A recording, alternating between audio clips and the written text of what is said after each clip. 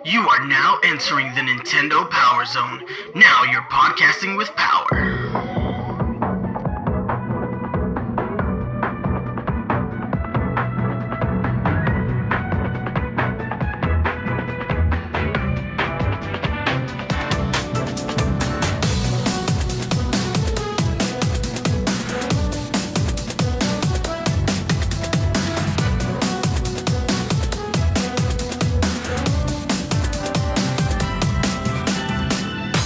Welcome to the Nintendo PowerZone. We are a videocast/podcast dedicated to bringing you the best Nintendo-related topics. I am your host, Nice1983. And I am your co-host, Mario Afterparty.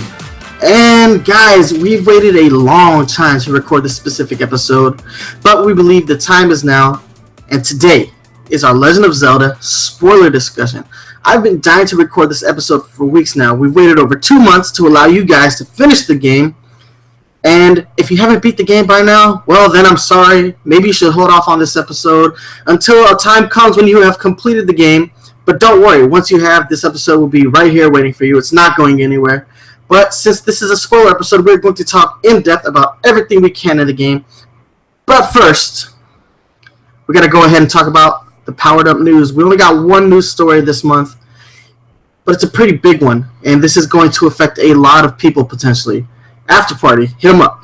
Alright, so the news story of the month is basically talking about how Nintendo may actually not be able to meet the demand for manufacturing the Switch, and through no fault of their own, but because of a part shortage, worldwide part shortage for the NVIDIA and also for components that go into the Joy-Con. The article, I'm going to read some of the excerpts from, is from the Wall Street Journal, and it just says that Nintendo's biggest battle these days isn't against other game makers, it's against companies such as Apple that are gobbling up the same parts Nintendo needs to make its hit Switch machine. Nintendo has told suppliers and assemblers it hopes to make nearly 20 million units of the Switch device in the year ending in March 2018. And this is from people involved in the discussions.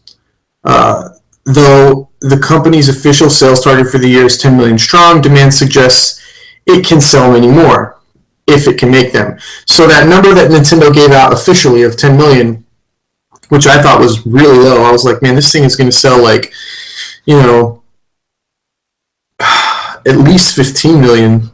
I mean, based on the current level of the demand. Well, Nintendo, according to this article, which is not confirmed by Nintendo, but it is the Wall Street Journal, so I will give it some credibility, basically just saying that Nintendo is kind of secretly telling some of their suppliers, hey, look, we really want to make 20, but we're just putting the official number at 10.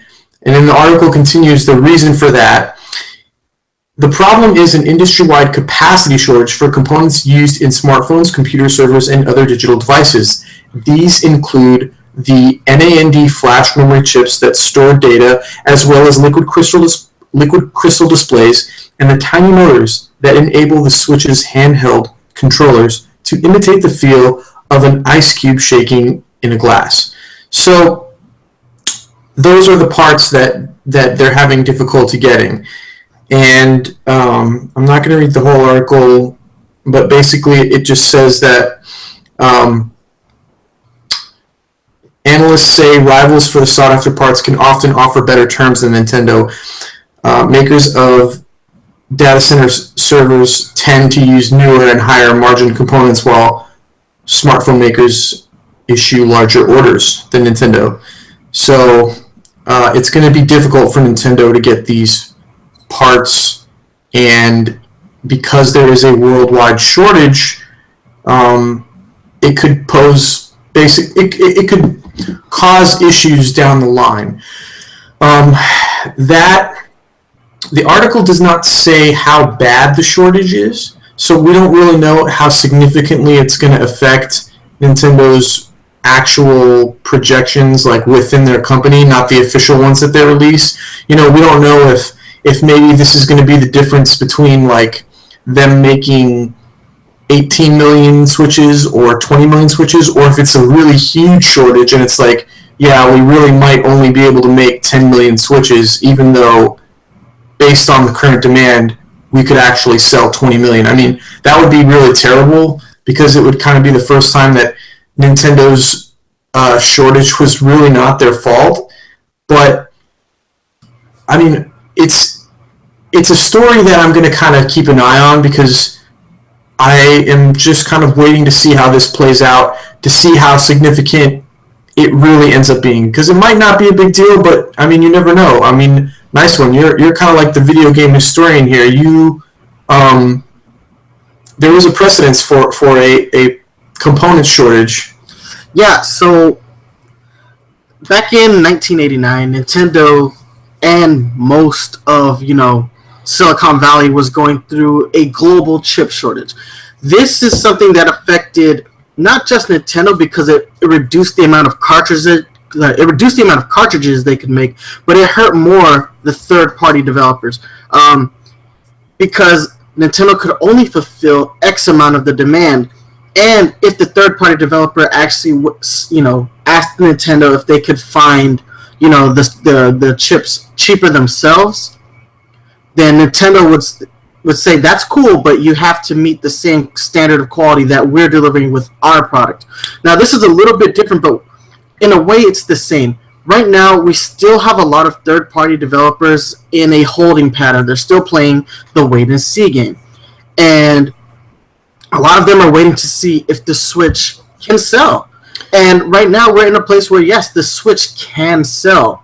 But, I mean, if there's not enough, units to accommodate the demand, I mean, this is like the worst-case scenario with Amiibo and NES Classics. But this is the one time where it's directly out of Nintendo's control. But because, again, like I said, all these third-party developers are in that holding pattern, they might not want to commit to the Switch not because the Switch can't sell, but because Nintendo may not be able to, commit to the actual demand of the unit. Right, but the last chip shortage from decades ago was mostly affecting software. So it didn't have anything to do with the amount of units that were shipped out. It was the amount of software that could be sold for the units. This time it's the units themselves. So potentially, I think that might actually be an even more serious problem because not having the software is one thing, but there's a lot of different games to go around. If you can't find maybe the one that you want, but not being able to find a Switch at all, that would be pretty terrible if the holiday season comes around and we're experiencing shortages kind of on the same level of the NES Classic. Yeah, and right now I'm actually in a state of impressed with Nintendo because I was out this morning. I saw Switches. I saw red and blue Switches. I saw the standard gray edition of the Switches. They have been able to accommodate a good portion of demand, not completely, eliminate the demand, and that's, like I said, it's going to be a while before they can, get 100% of the units they need to accommodate everyone, but they're doing a pretty good job of actually releasing Switches on a weekly basis. Now, it's like every Friday a new shipment of Switches is coming out, which is really, really good for Nintendo, but we're in the summer months. Typically, consoles don't come out in the summer or the spring like the Switch did. This is kind of an anomaly as far as the launching timetable of a console. Most consoles come out during the holiday season where, the company has had time to manufacture a crap ton of units, put them out in November, right before Black Friday, really drive up that demand, and then because they already have the back catalog of all those units, they can push them out to the public. Nintendo got a little ballsy by releasing a product in the beginning of the spring, and now they've got their work cut out for them because instead of building a catalog of Switches, what they have to do now is they have to just start accommodating.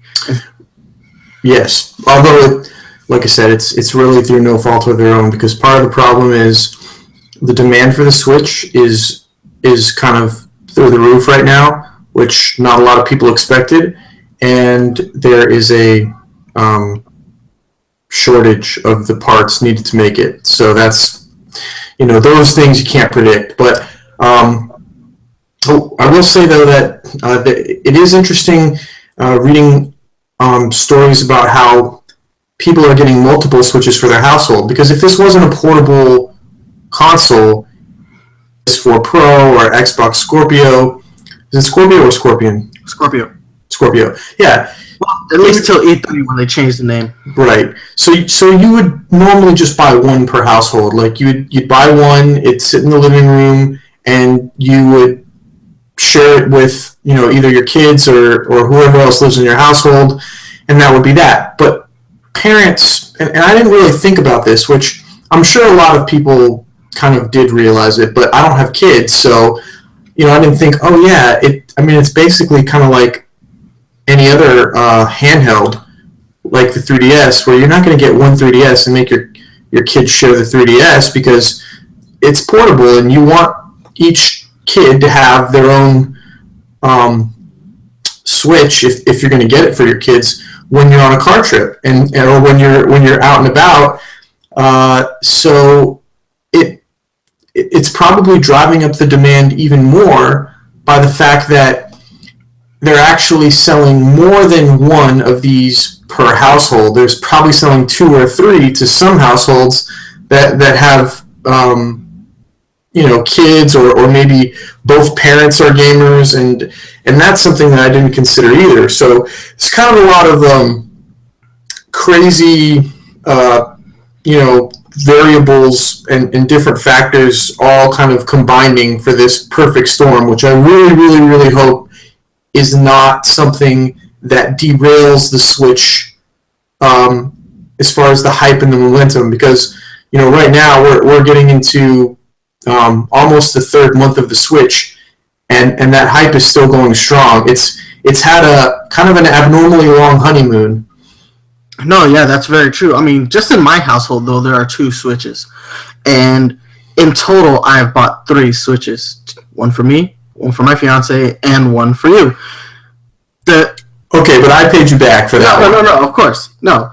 But in my household, at one point, I did accommodate for 3 purchases. I actually set money aside in the instance that I found a Switch before you did.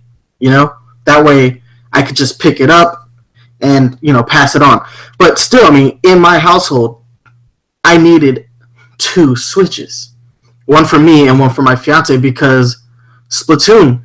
And that's a big game for us. But I needed, 2 because there's going to be a bunch of games that I play that she has no interest in. And there's going to be games that she plays that I have no interest in.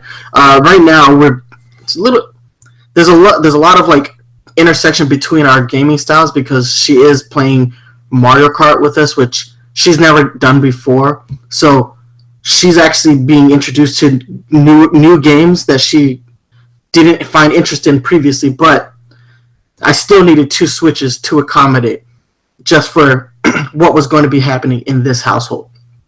So I can see why people want that, especially, you're right, the portable aspect of the Switch drives the demand as far as who needs a unit.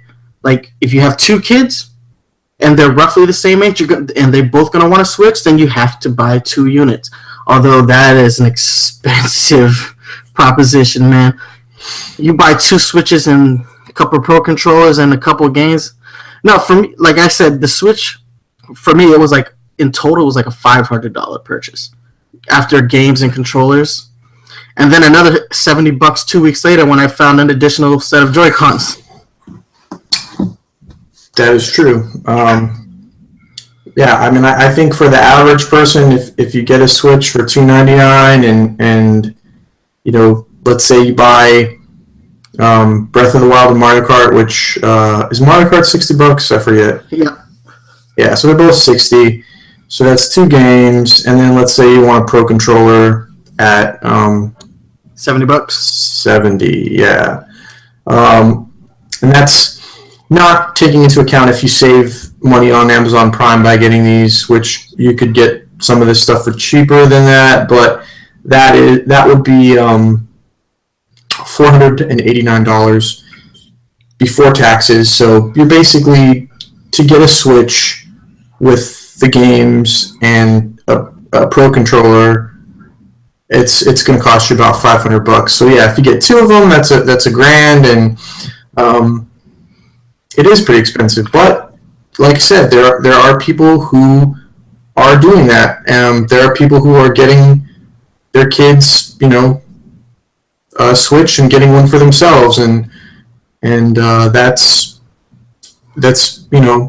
I think it's pretty great that the Switch is selling like that, and that there's a lot of families out there that really want to share that gaming experience with their kids, but it is driving up the demand even more than it already would be if it had just been a portable, or not portable, if it had just been a home console. The portability is kind of driving the sales through the roof here. Oh yeah, and this is a story we're just going to have to keep an eye on, because holidays, I mean, it's about to be June. We're going to be at the halfway mark. It's going to be interesting to see where Nintendo's at during the holidays, and whether or not they're going to actually have a need for Super NES Classic Edition just to stave off some of the Switch hype. We will see. All right, so guys, we're moving on to our next topic. We haven't done this in a while. What are we playing?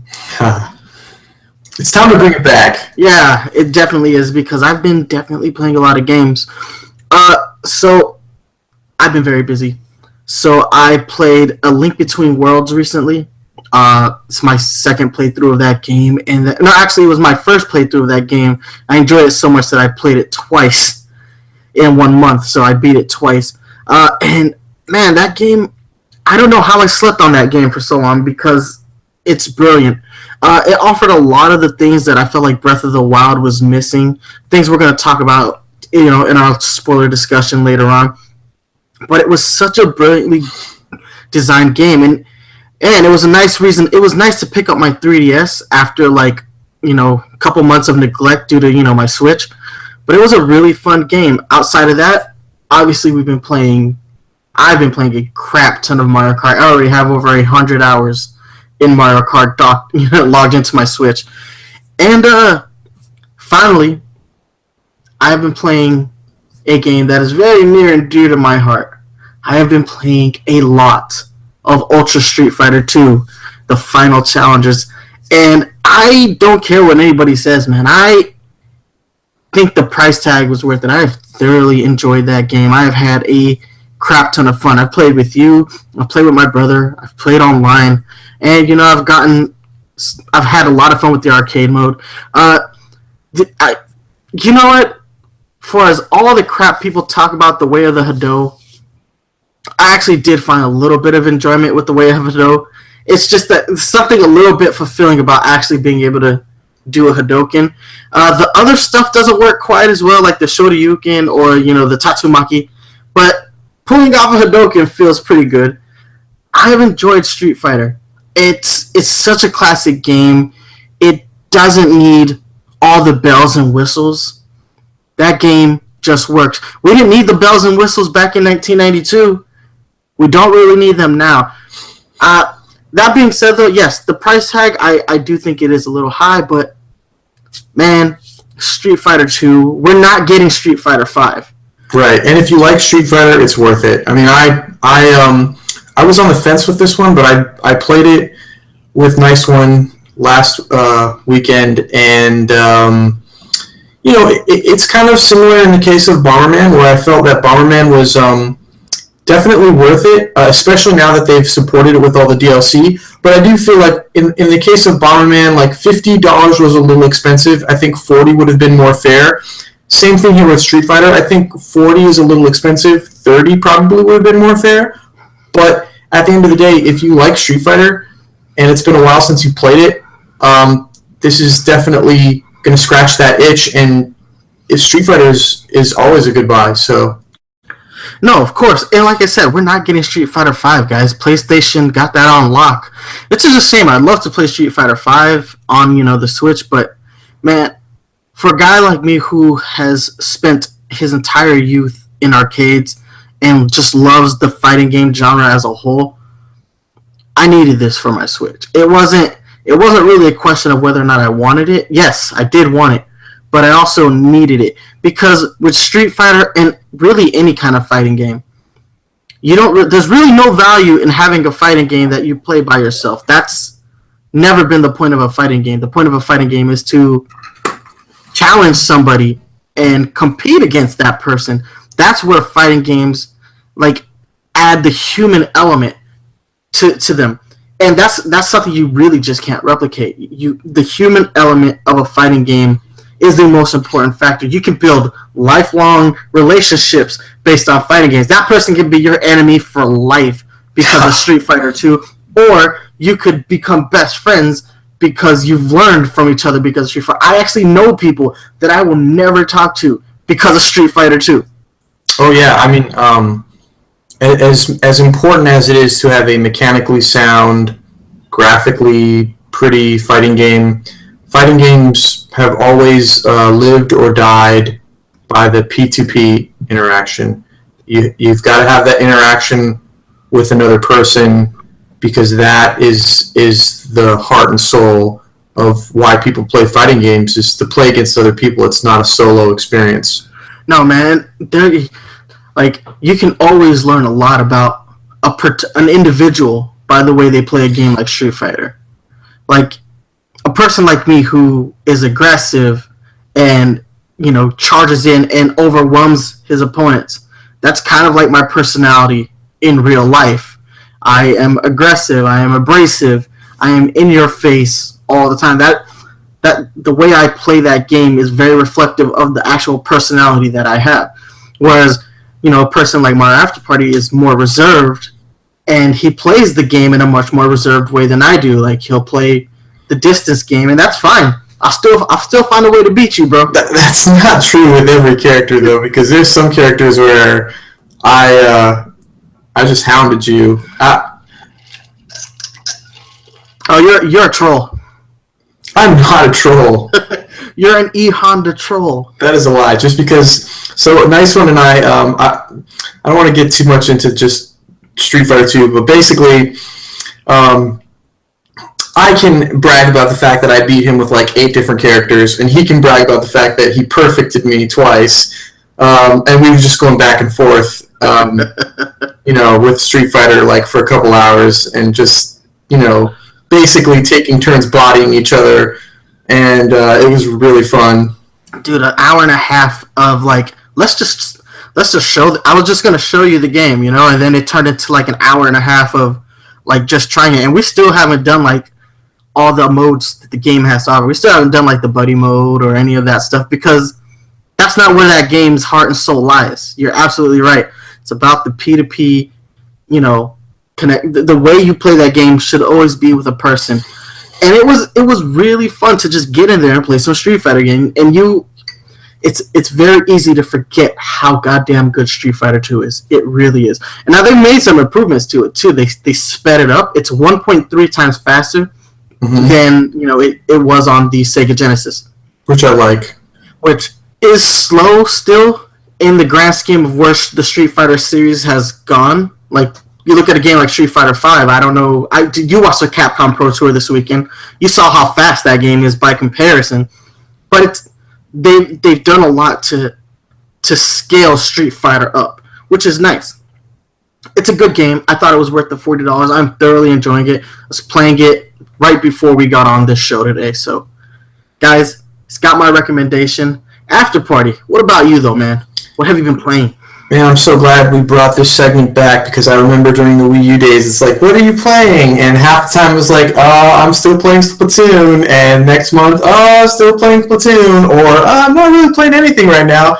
And in the first 2.5 months since I've had the Switch, I've bought 5 games for it. So as of what I'm playing right now, I've been playing a lot of Mario Kart since I bought it. I have not put in 100 hours like you have, but I've played enough of it to definitely unlock some of the. I've unlocked the the golden cart, and I beat the 150cc in mirror mode, and definitely got a lot of online time in. I've gone back and started playing some more Breath of the Wild recently, just to kind of finish a few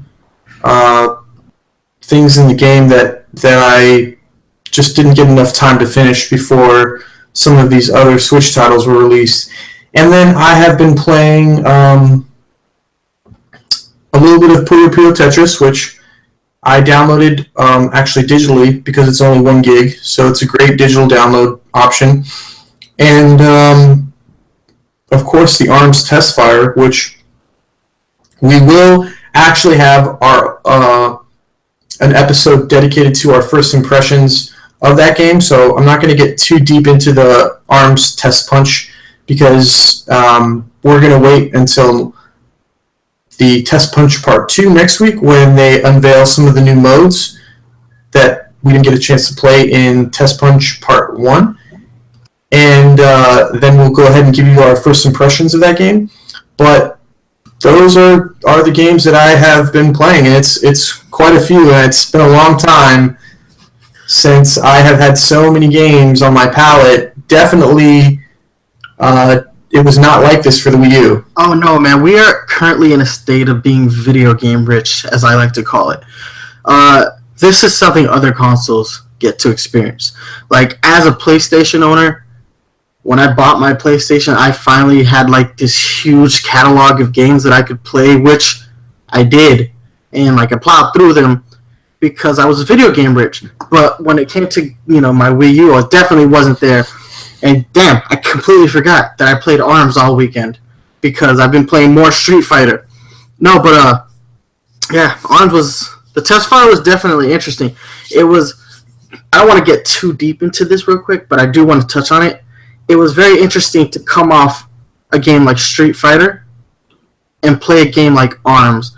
Both games are very mechanically sound, but the variation in the control schemes really alters the way ARMS feels compared to your more traditional 2D fighter. It was something that I didn't actually account for when I initially decided to, jump into the Test Punch, and I was like, wow, these are very different experiences, but mechanically they both work. Time will tell how I feel about ARMS in relation to other, traditional, fighting games, but my initial impressions of them are good, and like you said, we are going to touch on that after the second Test Punch, because we were going to do it this week, but we decided to hold off because they announced that there were going to be different modes in this next Test Punch, so I kind of want to do it all before we do our general discussion on that. But man, that's what we've been playing, and it feels good to have this many games to play. You're absolutely right. Being video game rich feels good because we're not, as Nintendo fans, it's been a long time since we can actually say we've been video game rich. I honestly think the last time we were video game rich was when we got a Mario Kart game and a Smash game in the same calendar year. And that's technically across 2 consoles because we had Mario Kart 8 on the Wii U, then we had Smash on the 3DS, then a month later we had Smash on the Wii U. So, yeah.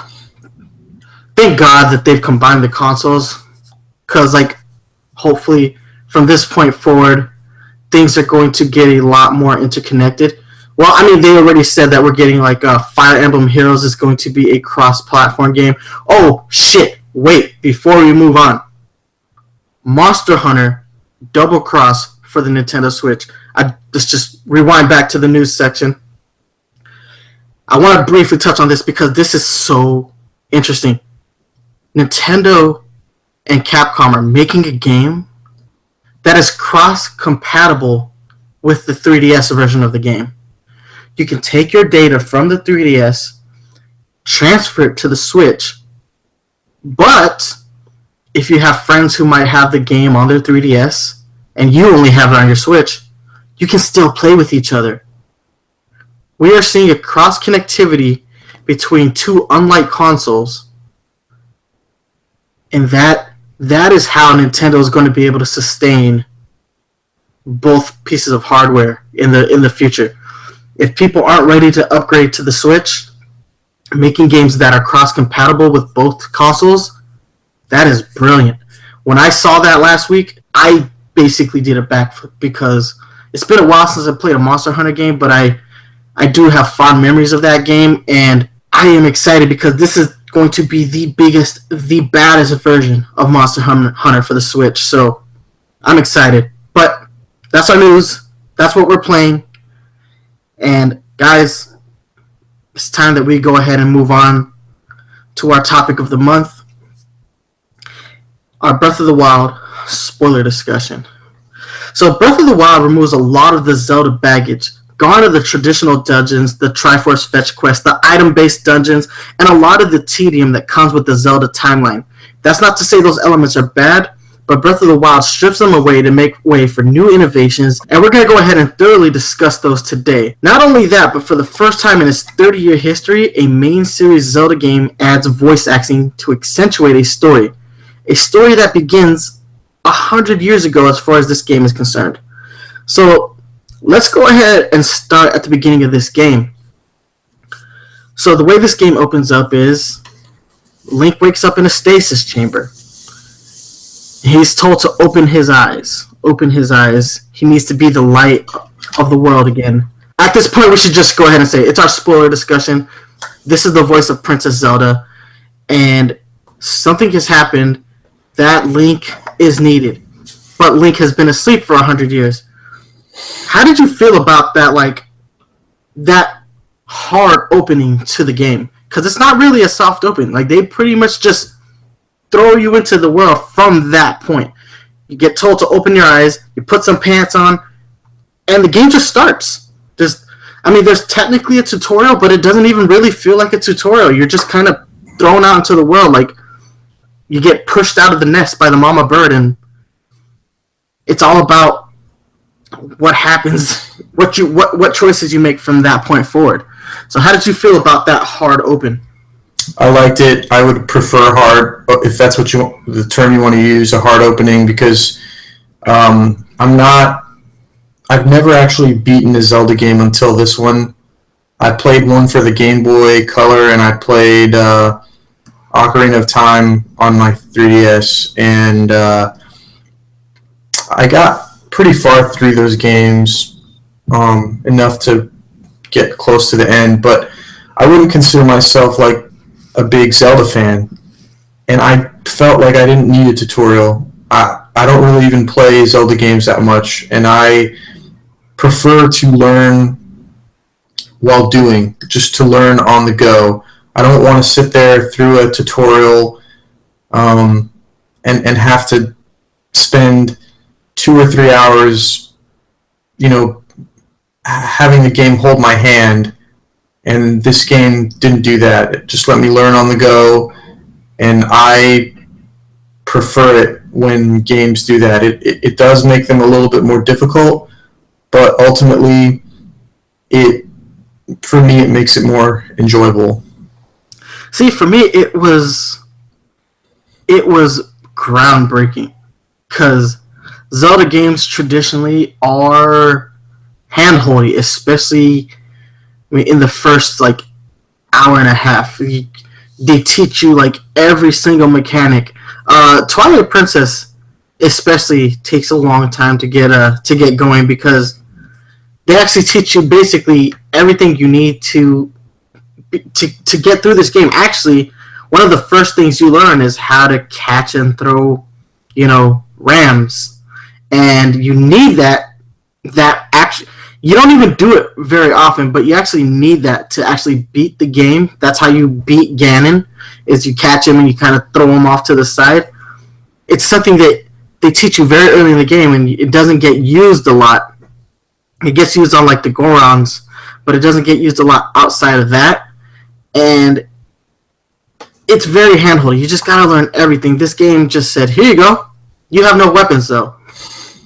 So, man, for me, the first thing I literally did was, as soon as they allowed me to get into the Great Plateau, I just started running. And I found the old man, and I spoke to him. Obviously, we know that the old man is King Roam. Uh, he kind of sends you. He kind of like lets you know that the world is in chaos, and he's like, but before you can do anything, you have to go ahead and get to the top of these really big towers. And it was very interesting to see how they pulled that off, and they just gave you free reign.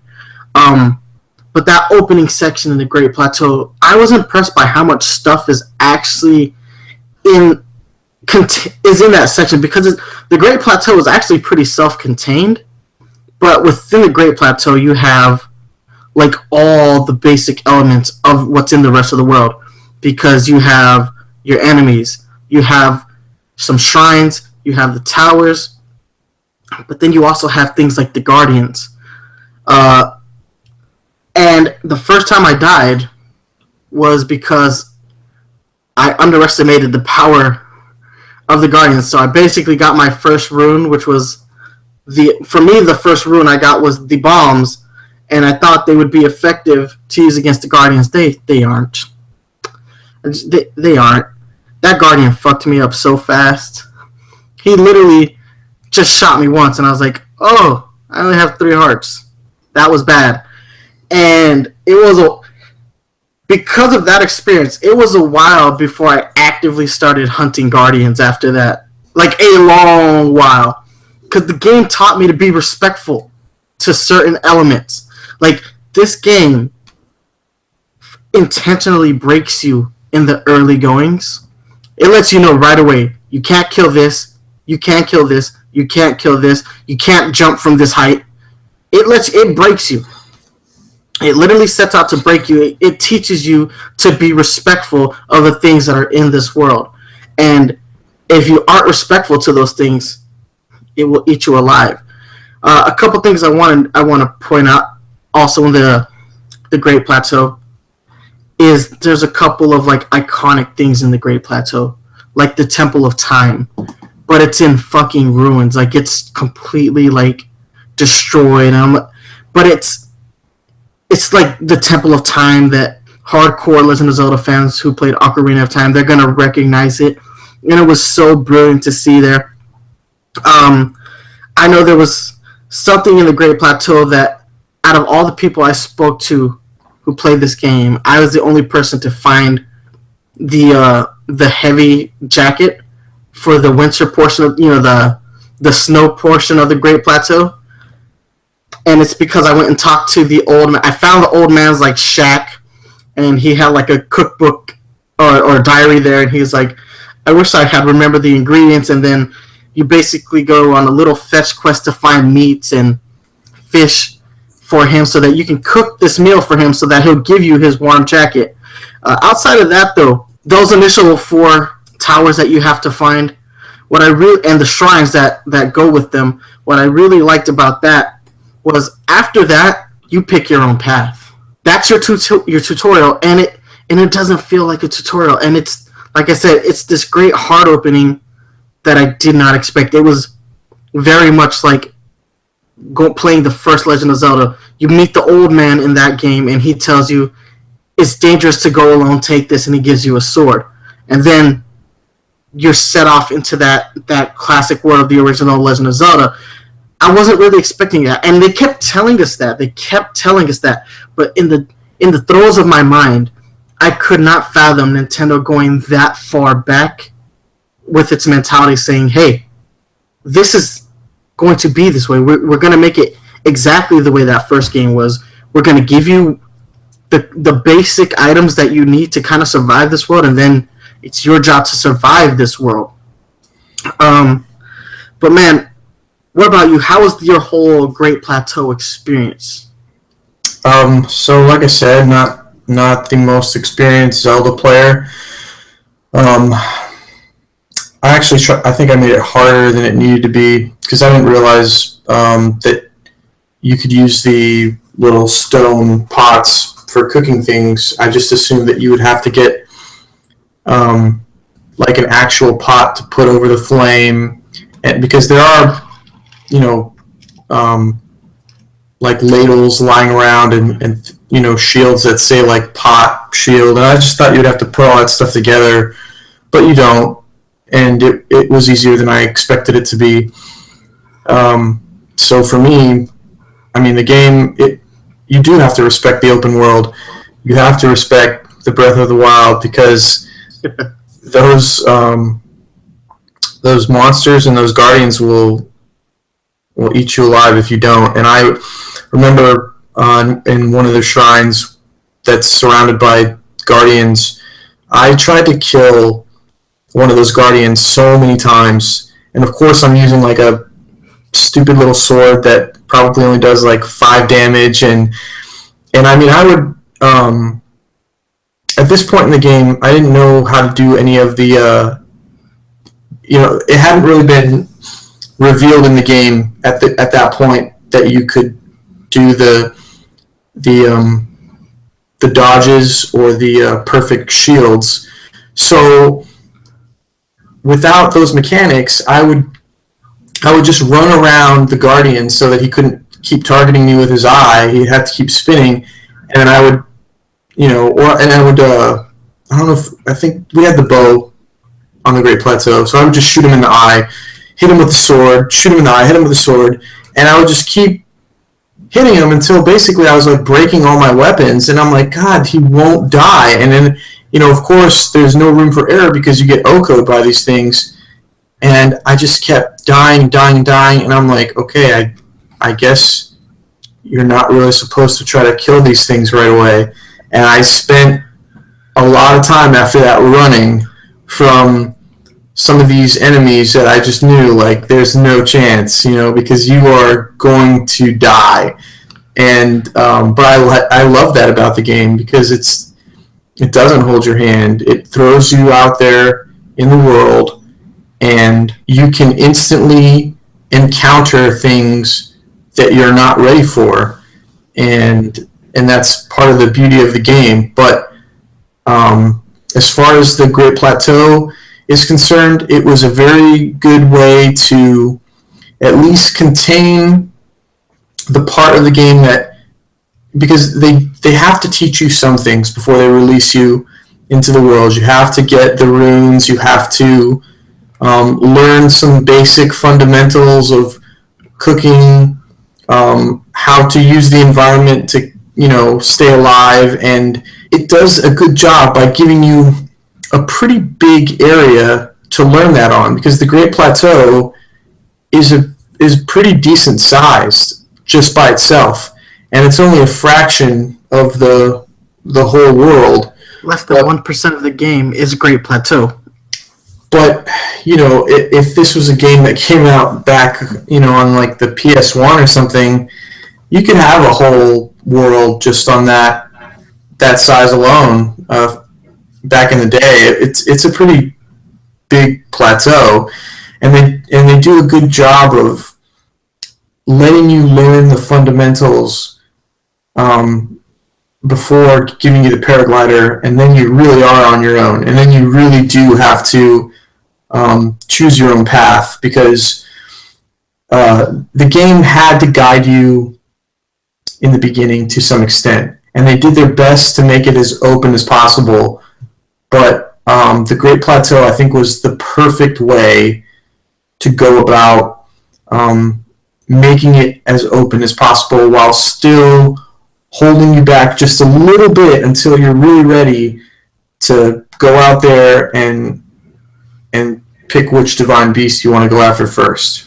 Yeah, it kind of reminds me of the design of like the original Mario game in a way, where in that first stage, the developer had to teach you the mechanics of the game without being able to tell you. So I know a lot of people who played Mario for the first time who have no experience with this. The first thing they're going to do on World 1-1 is run into that Goomba. But then the game teaches you, after you've died from that Goomba, you learn to jump either on top of the Goomba to kill it, or to jump over the Goomba to avoid it. Then it teaches you that the coin blocks have either coins or super items in them to help you progress through the game. The Great Plateau works a lot like that. You get to see, you learn right then and there what can kill you, what can't kill you, what items you need to progress, and so on and so forth. Speaking of items that you need to progress, let's go ahead and let's talk about the Sheikah Slate for a minute. This is Nintendo finding a way to incorporate the gamepad into a game. Basically say, hey, we actually put a gamepad into the game. Like, here's a little meta, piece that we're going to add to the game. And Sheikah Slate was cool, especially in the early going of the game for me, because you had your runes, and there are a crap ton of runes. My favorite rune, personally, is the bombs.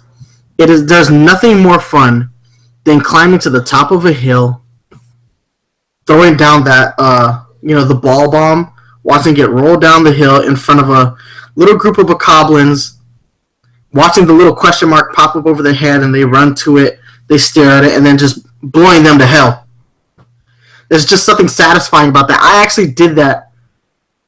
I spent half an hour throwing those bombs at a moblin early in the game. Half an hour, because it took that long for me to kill the moblin by just throwing bombs at it. But I like the runes. I mean, the runes do something. They take away an element from the game that is from previous Zelda games that has become tedious. In previous Zelda games, you needed certain items to progress through a dungeon. So you needed the hook shot in Ocarina of Time to either pull items closer to you or to achieve higher plateaus. Like, to get to a higher place in the game, you needed the hook shot, or maybe you needed the boomerang to disarm an enemy. But you always needed some type of specific item to progress through a dungeon. The Sheikah Slate and the runes really take that element out of the game, and it's kind of like doing that, but it's putting a spin on it, because the Sheikah Slate is accessible at all times, and you don't necessarily need all of those runes to progress through, the shrines. And I thought that was very cool. I thought it was a nice element to add to the game.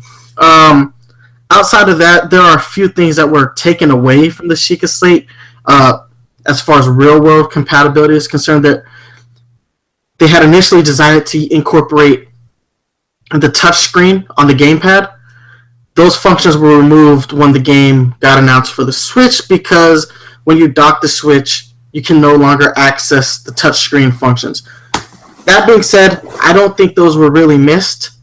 As far as the Sheikah Slate is concerned, I thought it was a really nice way of incorporating it into the game, and the story behind it is very cool.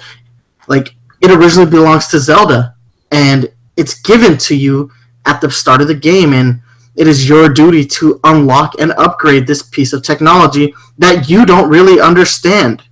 And it never really gets explained to you throughout the course of the game, but it is such a helpful tool, especially in the beginning when you don't have health and you don't have a lot of weapons at your disposal. Because as cool as a Great Plateau is, the Great Plateau is not a great place to farm for weapons.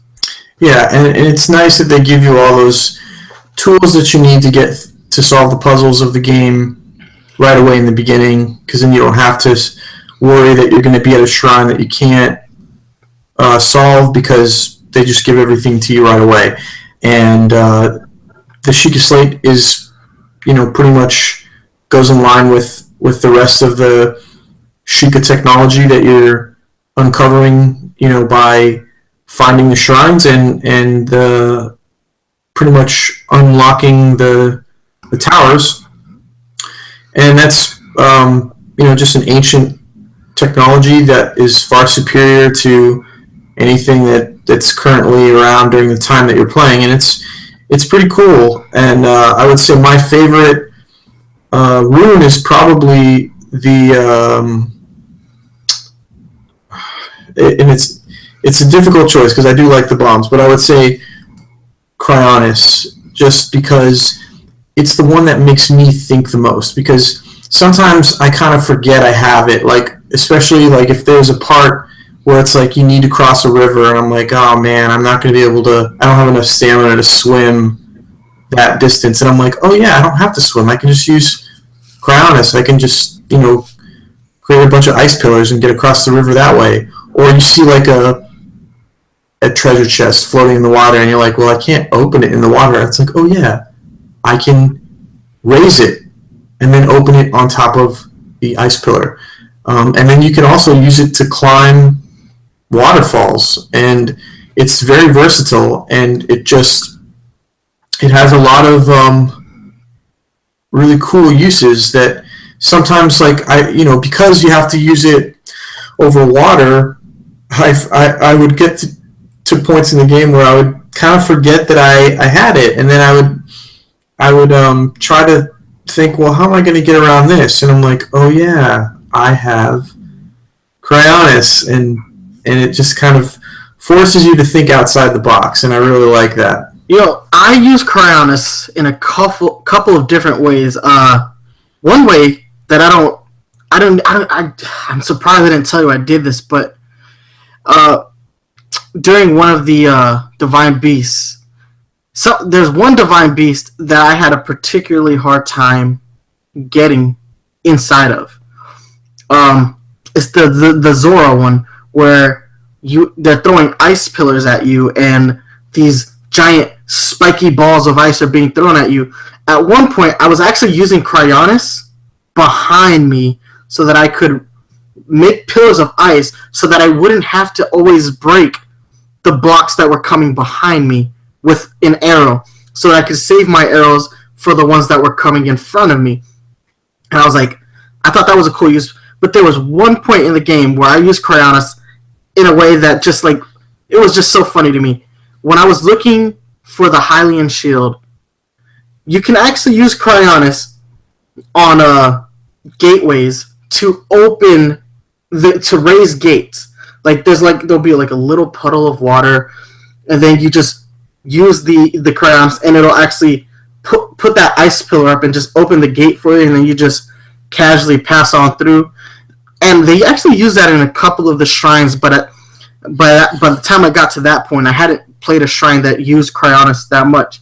But man, yeah, these runes, they really helped a lot in the early goings. But I will say this: as I progressed as a character within that game, my reliance on the runes and the Sheikah slate as a whole became much more simplistic. Mostly, it was to eat, change my clothes, and at one point, I stopped using the runes altogether because of the powers that you get from the champions. They became more useful. I disagree. I think the runes are always useful, because there are a lot of times in the game where you even though you might have Rivali's Gale, you're still going to need to use Cryonis to raise something out of the water, or you're still going to need to use the Magnesis to pull a treasure chest or out of the ground, or maybe remove an obstacle. And there's just the runes are so versatile that even when you get the power of all 4 champions, it really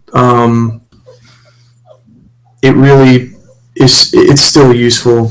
My playstyle, I ended up using the runes far less once I got the powers of the champions. I used those because those were a lot more straightforward as far as just being the player that I am. I like to kind of plow through enemies, because with a lot of the combative uses for the runes, it's always tactical, whereas with a lot of the abilities that you get from the champions, those can be used a lot more aggressively. So my reliance on the runes really, at that point in the game, became more about just solving our next topic, which are the shrines. Shrines take the place of traditional dungeons in the Legend of Zelda game for the most part. I mean, you do have 4 traditionally styled dungeons in this game, but for the most part, you're going to spend the majority of this game on your shrine quest because it's very essential. So I want to discuss the shrines as a mechanic real quick because in order to get stronger as a character, you need to complete shrines because once you get the orbs from the shrines and then you use those orbs to upgrade your character. So shrines become a real big focal point of anybody's play session. It doesn't matter who's playing. Now there are so many different ways to play this game. Sometimes I get on YouTube and I see somebody playing the game in a way that I never even thought to even imagine to play the game that way. And yet there's somebody doing something there that I couldn't fathom. But you have to do the shrines. You cannot progress without the shrines. You will forever be weak if you spend this game ignoring shrines. And because of that, it adds a level of... It's a new mechanic to the game. They don't progress the story either. Like, they only progress Link as a character, but you get no story elements from the shrine. I mean, you have your... it tells you the name of the shrine, complete the challenge, and then from there you meet like the guardian of the shrine. He gives you the orb, and you're done, and you're looking for your next one. But as a mechanic, it was very interesting because that's how you make yourself stronger as you play through the game. And it takes the place of dungeons, which for me, I prefer that. I prefer to get my puzzles in the game through like little doses instead of having to spend hours solving things in a dungeon, because as great as some of the dungeons in like for example Ocarina of Time has some really good dungeons, but not all of them are great. There's one or two kind of dry areas in the game where you're just trying to plow through it, and it's really not that fun. And like I think that for me, like in Ocarina of Time, I really enjoyed the water dungeon. That was really cool. But then, when I got to the dungeon where you're inside the body of I forget what you go inside, like the Deku Tree. No, not the Deco Tree. Like you're running through like somebody's like stomach. Jabba Jabba's belly. There we go. Thank you. That dungeon to me was, first off, it was just you're running through like parts of his stomach, and they're trying to make it look like there's like bile and other gross parts of his anatomy, and it doesn't really look that great graphically. And then the solving the puzzles in that one, I remember not enjoying that at all. I was like, God, I really want this to be over. But in Breath of the Wild, they took away the dungeons. They give it to you in smaller doses. So if you don't want to, really feel like solving a bunch of puzzles, then you can take a break from the shrines. And then if you really want to, then you can go shrine hunting, and it's up to you. And I really enjoyed that because for the most part, the shrines were really fun, and I didn't have to spend 3 hours trying to get through a dungeon in Breath of the Wild. I could just go to a shrine, and there were so many great shrines. I mean, in my opinion, my favorite shrine, without a doubt, is Eventide Island. It's probably the hardest one in the game, because once you get to that island, it strips you of everything. It strips you of all your items, your food, your weapons, your armor. You are naked and alone and afraid on that island. And it's like, hey, you gotta, and you have to take 3 orbs and place them in their respective platforms for the orbs, and you're fighting a bunch of enemies that are trying to kill you. I mean, as soon as you get to the island, the first thing you probably see are the bokoblins running around, and you're like, crap, now I gotta find something to kill these things with, and I have nothing. And depending on how early you go to that island, it's not going to be easy for you because, and by the way, the official name of the shrine is the Korgu Chide Shrine, and you have to kill a Hinox on that island, and most of the time you're stuck with wooden bows and like tree branches. And so if you, like the first time I went to that island, all I had was Mipha's Grace, and let me tell you, Mipha's Grace was not doing a whole lot to save me. If you don't have the power of the other divine beast, which is the only thing that they don't take away from you, that island can be miserable. And I remember getting through that island and getting so close to beating it, and then a blood moon happened, and everything that I killed came back, and I was like, oh my god, and I died because of it.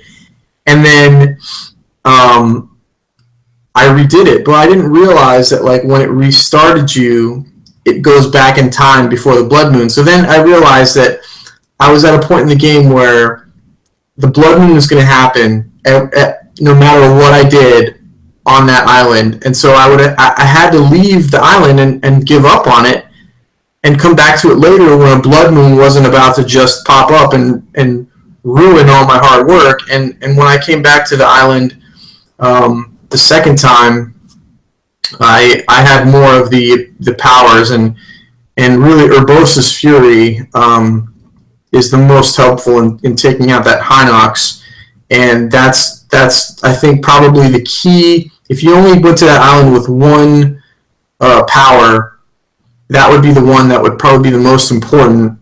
But it is just, it forces you, like, Breath of the Wild already forces you to use your environment to survive, and it does not hold your hand. And that island, by the time you get there, you're already thinking, like, man, I have all this food, I've cooked up all these dishes, I got these great weapons, I got some armor. You're like, I'm a badass. And you get to that island, and it takes it all away from you, and you are naked, just like the beginning of the game, except you're even more naked because they don't give you anything. And you're like, what the hell?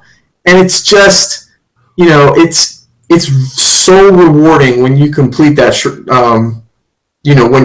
and you're just completing basically the challenges on the island just so that you can get that stupid shrine to rise out of the ground, but it's satisfying, and that was my favorite one. There's one shrine very early in the game where you use the Cryonis, and you use it to scale like these waterfalls within the shrine to get to just treasure chests, and to ultimately to get to the Sheikah monk at the very top. I thought that was a really cool way of teaching, but also incorporating that particular rune. And I really like any of the shrines that really incorporated Cryonis were always a little bit more challenging for me. There were a couple shrines that I absolutely hated, though. The ball through the maze, any of the emotion-based shrines really were the ones I didn't like. You're right. A lot of these dungeons in the previous Zelda games, they're really tedious and they're long.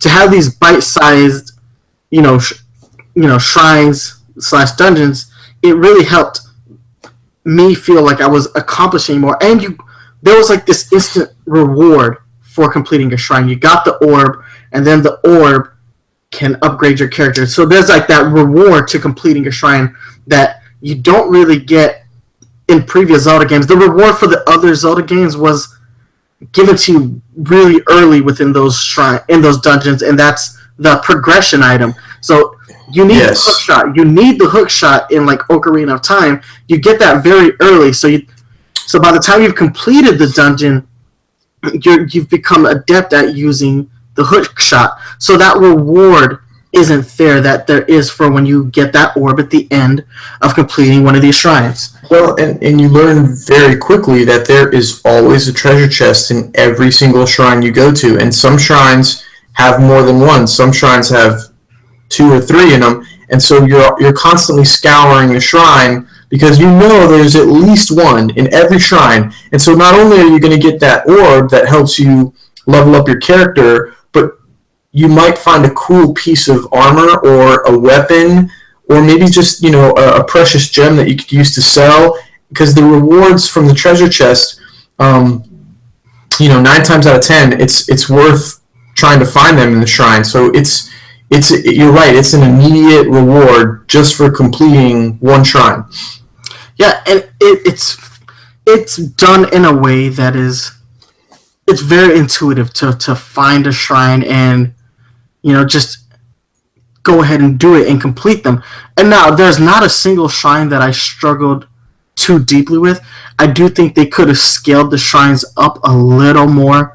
That's not to say that they're bad. It's just that I just wish the difficulty level of those shrines was a little bit higher, because some of them, man, you can complete some shrines in like less than 5 minutes. Yeah, that's true. I feel like the difficulty level of the shrines was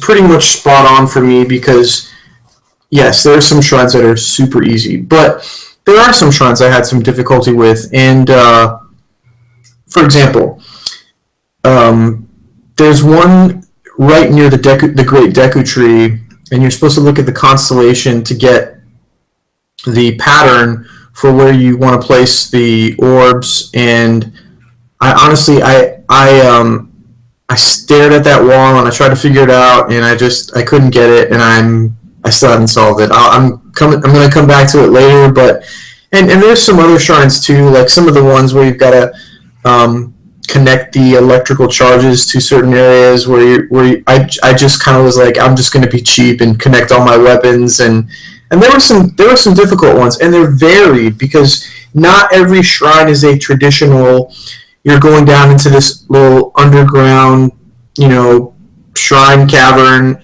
Like, if you've completed any of the mazes, those are some of the most intricate and beautiful shrines that they have. And so far, I've completed 2 out of the 3 mazes or labyrinths shrines, and those are some of the most fun shrines to do, and they're probably the ones that closest resemble the old dungeons, just because you've really gotta work your way through the labyrinth, especially if you want to try to find the treasure in the labyrinth, and then eventually at the end the shrine.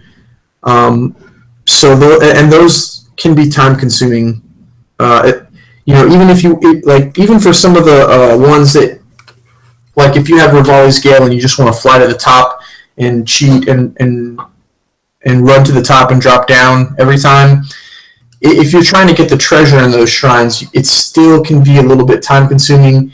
And like I said, I've only done 2 out of 3 so far, but those ones are a little bit more elaborate, and because they're so varied, for me, it's like I didn't really complain too much when I found a shrine that took me like 2 minutes to complete, because I'm like, well, this one wasn't as rewarding, but I feel like they've got shrines from easy all the way up to very hard, especially with the combat trials, because the combat trials by themselves were also pretty rewarding, even at the point I'm in the game now. Like, the ones that are a major test of strength still give me a challenge. So I appreciate the varied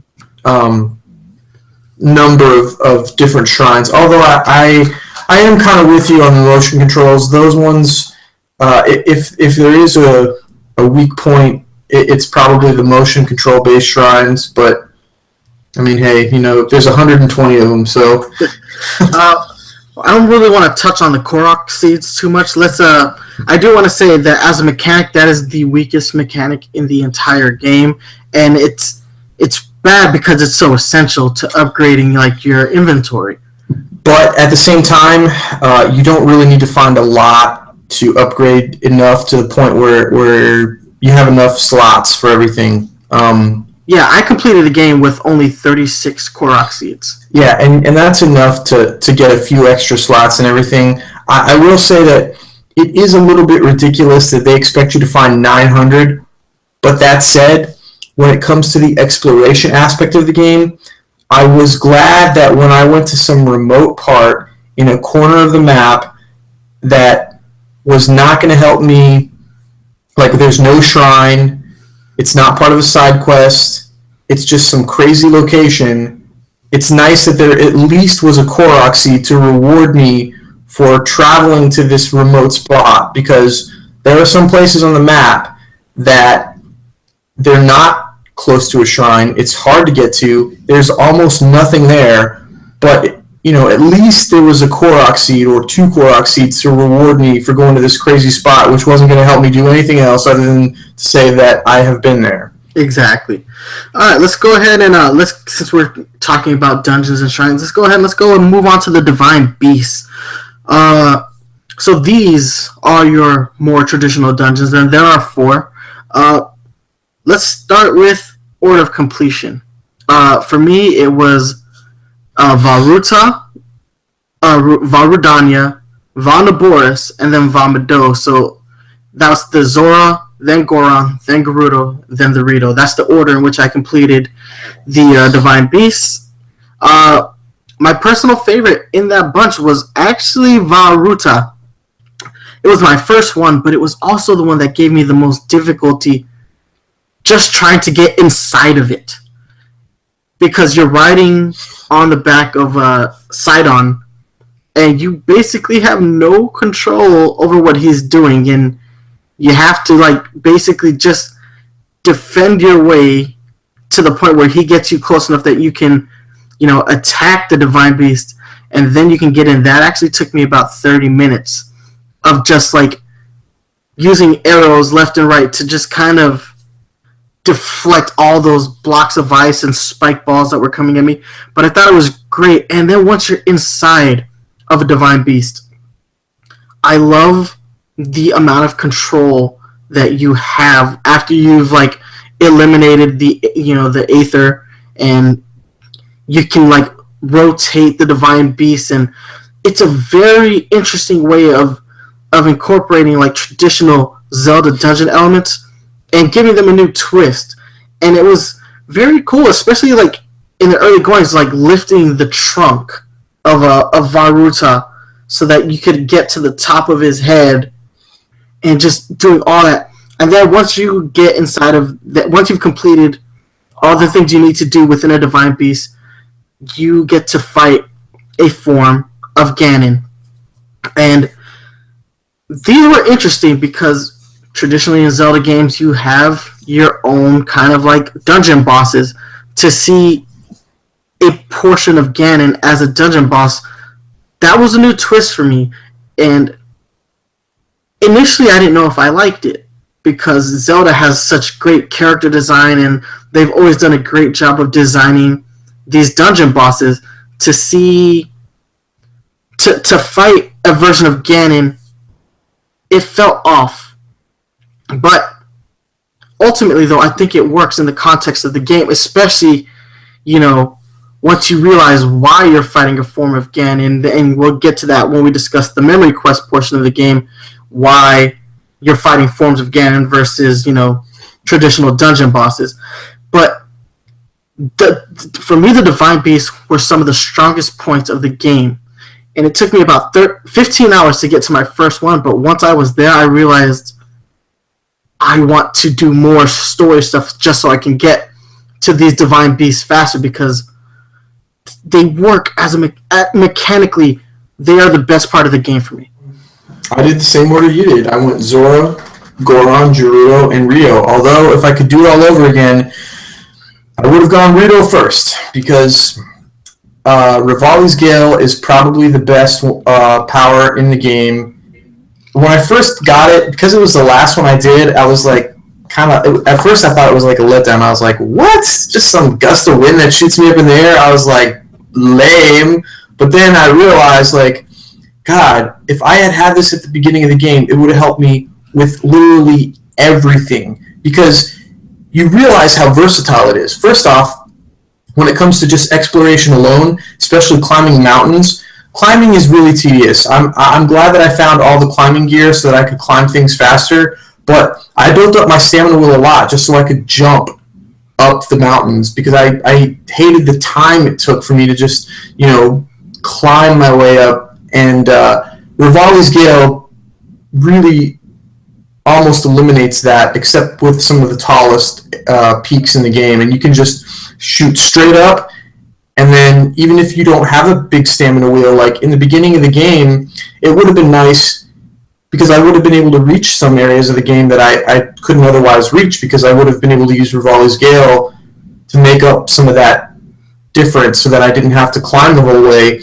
And then you can use it to escape from enemies. And then I use it a lot when fighting Lynels. I'll shoot up, glide down into them. As soon as I get close enough, pull out my bow, slow motion, and that's how I start a lot of battles with Lynels. And it's just, you can use it to cross rivers. Like, I really, and it's the fastest one to recharge of all the four.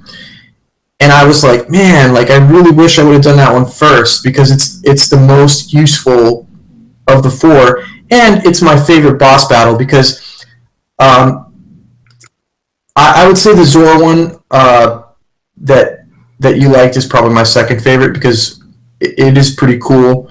But just being able to just constantly glide without having to worry about really falling, and then pulling out your bow in slow motion, and it's constantly like, it's like something out of the Matrix. You're just, it is one of the most cinematic battles in the game, flying around, going back between the slow motion to shoot your bomb arrows, and it's beautiful. And not only is the boss battle beautiful, but the Rito village is the most picturesque village in the game, in my opinion, and there's a lot of beautiful locations in the game, but there's just something special about the Rito, like, little nest, and they live in tree houses, man. I love that. Yeah, it's just really pretty. I like that. It's just so beautiful, and because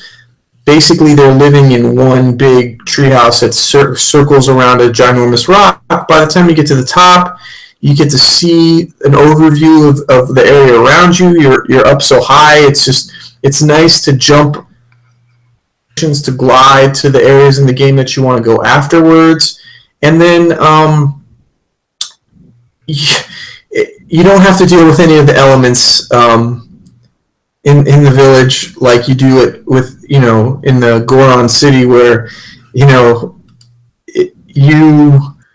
like when I got to Goron City, man, I was like probably 3 minutes away from being set on fire because I was on my last fire potion, and I was like, crap, I am going to die. And I got into the village, and I was just like, what the hell? Like, there's no immunity from this in the village. Like, it doesn't stop. And I was like, crap. And I ran around for like, just like crazy looking for the item shop because I was like, dear God, I need some. I really hope they're selling the gear here, and they did. But I had like 2 or 3 minutes left before I was about to be done for. So that's hilarious. The worst part is that you could have got all that armor for free if you had just caught the lizards for that guy. Like, you get all that gear for free if you catch 10 fire lizards for this guy who's wearing the gear. And that's how I did it. So by the time I got into the Goron City, I didn't need that. The only piece that you don't get from the man is the helmet. So all I had to buy was the helmet portion of that. Okay. See, I was like down to my last potion, and I was like, man, I'm going to burn up into, I'm going to be cremated in Goron City if I don't find some armor soon. But you don't, and I guess with the Gerudo City you do get the immunity from the elements there, but except when you go to like that cold section of it, like right at the outskirts of it, right next to the flight school, then it's all like that ice territory. But like within the village itself, but yeah, you do have to deal with the cold elements when you go towards the mountains. but it's just, I don't know. It's just, there's something special about it. Like normally you would think by the time you get to the last village you're going to be, or your last divine beast that you're going to be fighting, you would think that the game wouldn't be able to impress you anymore. But to me, that was like the most beautiful location, and it was my favorite place in the game. I just like the Rito people in general. I don't know why. They're all warriors, kind of like the Gerudo, but at the same time, they kind of have this really like unique, almost bohemian culture to them, and that was. I mean, I wish I had done it first. No, but as a mechanic, man, how do you feel that with the Divine Beast being the 4 core dungeons, how do you feel they work in comparison to shrines in general? Yeah, that's where the dungeons in the game, really you have to go through a more traditional dungeon. And there were times where like I would get kind of stuck, and I'd be like, man, this is it, it's taken forever. But it was never to the point where I felt it was, tedious, and I just wasn't enjoying it anymore. To me, it worked. Like that was the main way that the game reveals the story to you, especially if you don't do the memory quest. So, I mean, to me, it worked out perfectly. I almost wish maybe there was one more, just so that I could go, to another civilization and explore their culture. Yeah. Well, since we're talking about Divine Beasts, all the Divine Beasts have a champion. So we have 4 champions. We have Mifa, we have Daruk, we have Revali, and we have Urbosa. They are tasked with piloting the Divine Beasts, and they are all very interesting characters. It's kind of sad that they're all dead when you encounter their presence, and the only interactions you have with them is through the memories. Yeah, it's kind of morbid. Yeah, it is. And they've all been trapped. Like, they're dead and they can't rest. They've all been trapped within the Divine Beast that they were tasked to pilot. But that being said, each one of these people has a personality. Mifa being so like soft-spoken yet determined, like her sheer motivation of just protecting Link. There's something beautiful in that storyline. And then ultimately you find out that she loved Link, and she built, she made the Zora suit for him, because when in that culture, when a female Zora makes the costume for the male Zora, it's kind of like saying you're my soulmate, and it's kind of sad. Like that moment, like was painful. Like it was painful to watch, because like you get that armor, and it's that point in the game where the old Zora, he's hating on Link. Like he's saying, we don't need help from an outside interloper. We don't need this one. He's the reason your daughter's dead, and it's his fault that Mifa's dead, and we should kill him. And he's saying all this bad stuff about Link, and then it's that moment where, Prince Sidon was like, look, this outfit fits him perfectly. How would that even be possible? Mifa made it for him. That was like, it was a beautiful moment in the game for me. And I wish the game had done a better job of explaining the Zora tradition behind that, because you don't really get it unless you do the side quest where you have to find the different little like Zora ruins that give little story on the history of their people. And one of the ruins tells you that like you said, in Zora tradition, the women make the armor for their future husbands. So when a Zora woman makes that armor, she's making it for her future husband.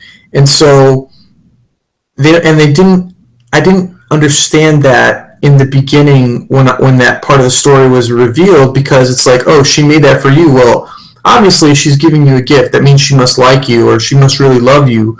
And I thought, oh wow, but the true significance of that, especially when the other villagers are like, oh, she made that for you? Oh, you don't really get it. Like, to me, I'm thinking like, oh, they must have thought like, oh, she had a crush on me. No, that you make that armor for your future husband, and that is a Zora tradition. So that it's not like, oh, she wanted to, go out with you. It's like she wanted to marry you. She was that much in love with you that she wanted to marry you, and that,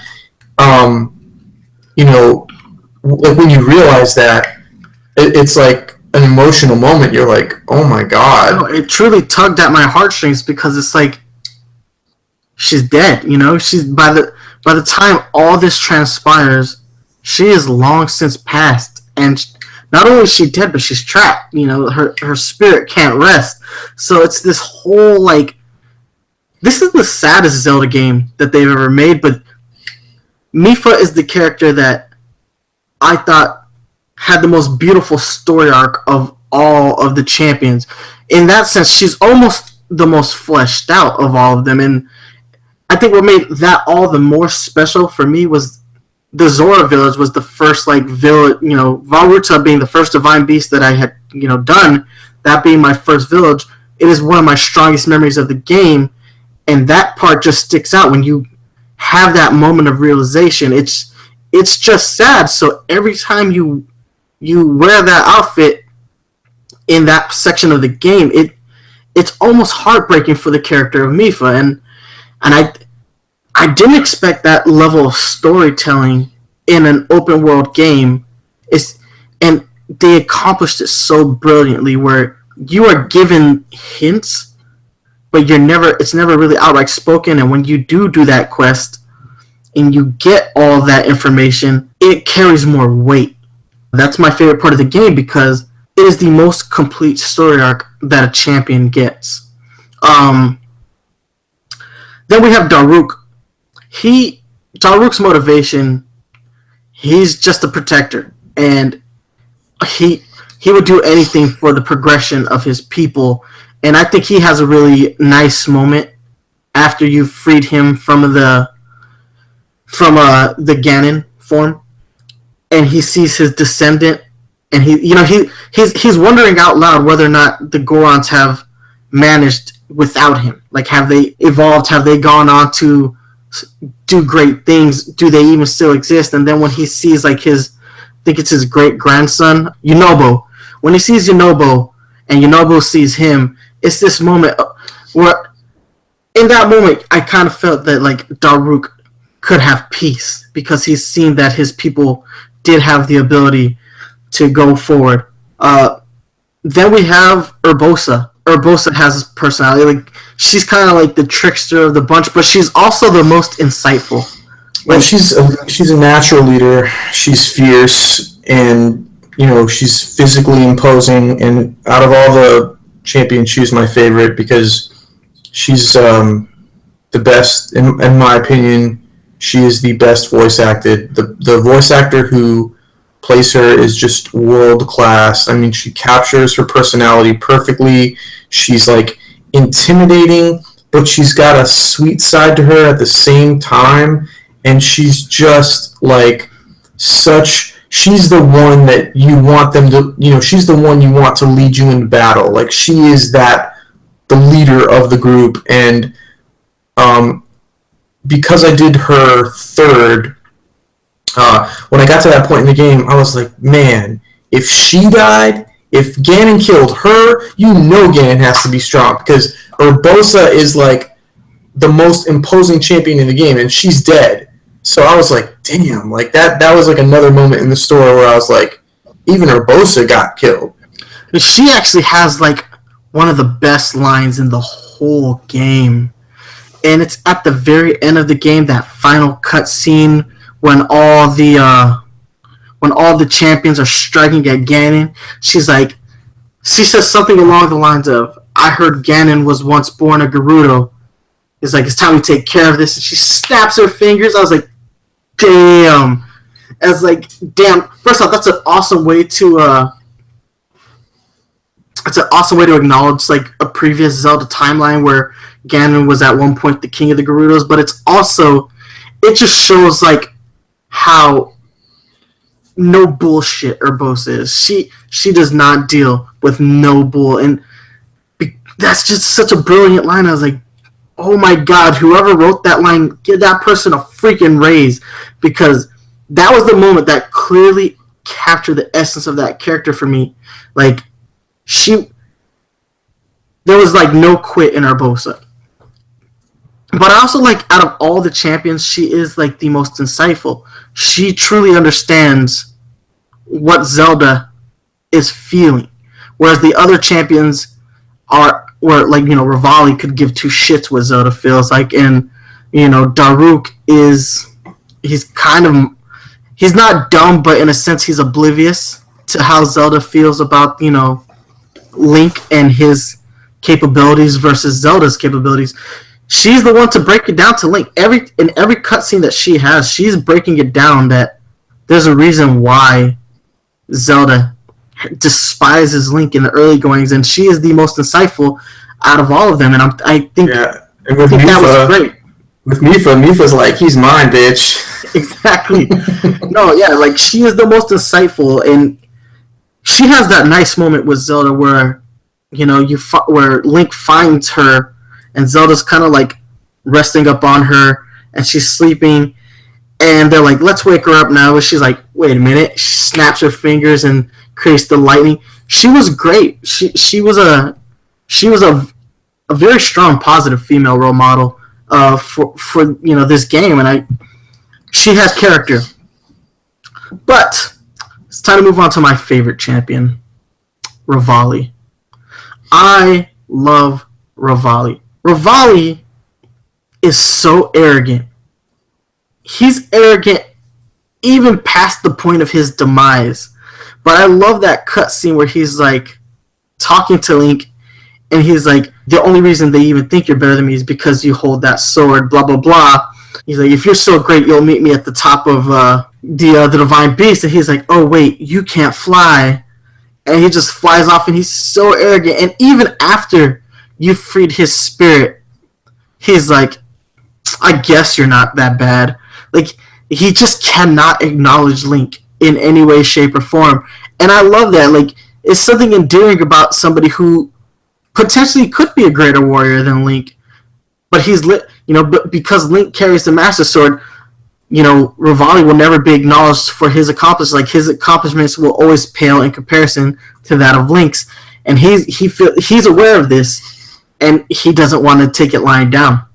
And I think his voice actor portrays him so great. Like, he might have the single best voice actor out of all of them. He truly captures like the arrogance of the character, and like, for some reason I just thought he was really cool. Any thoughts on Rivali? Yeah, he was my second favorite. All right. So aside from the champions do have a few descendants, and the descendants, they are there to help you progress through a Divine Beast. I don't want to get too deep into them, but we have Prince Sidon, who is Mipha's brother, and he's kind of cool. I love his poses. Like, he is so anime. Like, he's just got that smile on the thumbs, and he's like, yeah, you're awesome, Link. Thank you. The way that I encountered him, I thought that was really neat. It was happenstance. I just ended up being in that part of like the Lanryu wetlands, and he just pokes his head out of the water. He's like, hey, come here, I want to talk to you. I was like, oh, he's going to kill me. Because I was so wary at that point of anybody that was like, come here, because they would always turn out to be a freaking ninja. He's not really a descendant, though, because Mipha was his sister. Yeah. Yeah, no, he's kin to her. But I thought, I loved him as a character. I thought he was probably the best of all of the champions' relatives. Yeah, I would say so. That's probably... He seemed like he was the most charismatic and the most fleshed out character. Yeah, I would agree with that. Then we have Yunobo, who is the descendant of Daruk, who easily has probably the worst mission in the whole game, is babysitting him throughout the mountain range with all the flying guardians, and you have to whistle for him to come to you. Breath of the Wild is as close to perfect as you can make a video game, but that babysitting quest is awful. It made me hate Yunobo as a character. Then we have Riju, who is the direct descendant of Urbosa. Out of all of them, she might be the most fleshed out because she actually doesn't think she deserves to be to have the power that she's been entrusted with. But when push comes to shove, she actually has like one of the coolest moments, especially when you're trying to get into that divine beast and you're like sand surfing and she's protecting you with like that electricity field. That was a cool moment for me. Just love how that moment played out visually. And who is the last descendant? Teba. Teba is the descendant of Rivali. He is the one that will hook you up with you encounter him at the flight school, and he flies with you up to the top of that divine beast. And that's actually like you said, he was actually really cool in my opinion because of what he allows you to do in that moment when he takes you up to the divine beast and you fly through that sky and you just trying to take out that divine beast's generator so that you can get inside. But all of the descendants have the ultimate goal of helping you stop the divine beast from rampaging their village. In that sense, I kind of felt like none of these characters were all that fleshed out because they didn't really have any other motivation. None of them had separate motivations from one another, so they became kind of tedious for me. I want to move on to the memory quest. This is probably the most important thing you can do in this whole game, and it is hard to find certain memories, but it is so satisfying.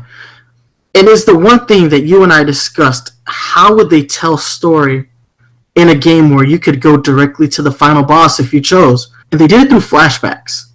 But I love it. There is a clear progression of the characters, especially Link and Zelda. More so Zelda than Link. The memory quest is important because you get to find out who Zelda is as a person. Something that I don't think we've actually really explored in any other Legend of Zelda title in the franchise. It starts with her being very disdainful towards Link, to ultimately you think there's this bond that they're forming with one another, in spite of the fact that she can't use her powers. But there's one memory that was just great, and it's the one where King Rome is basically grilling her to hell. I thought that was just this.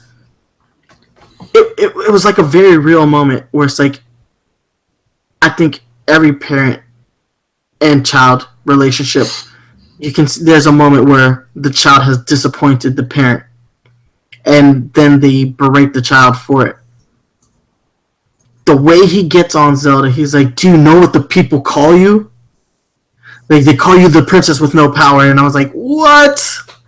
I was like, "Damn, Daddy, take it back a notch, man." They call you Princess Peach. What? I was like, "Whoa, take it back a notch, man. You're grilling her." Now, ultimately, did you find his diary in the castle? Yeah, I did. And ultimately, like, he regrets it. Like, and and that's the diaries are kind of like an expansion of the memory quest. But like, you see that memory, and then later on when you find his diary, and you hear like the regret that he has, and that he's like, the next time I see her, I'm going to tell her that it doesn't matter. We'll find a way to stop Ganon. And that never happens because he never sees Zelda pretty much after that moment because Calamity Ganon strikes. Yeah. I think that's the most... And they do kind of place that memory in the castle for a reason because they kind of want you to find it last. So they don't really want you to see that first. As much as you can do any memory you want, that one is there for a reason, and it's a really poignant moment because the way that they tell a story, they really can't tell it like as much as I would love to see 10-minute cutscenes with every memory. Because you can get them in any order, they can't go too deep into the story. But that right there is the moment where I actually had sympathy for Zelda, because I thought, okay, throughout the game she'd kind of been appearing as a whiny brat, a little bit entitled, and I'm just like, this chick is so useless.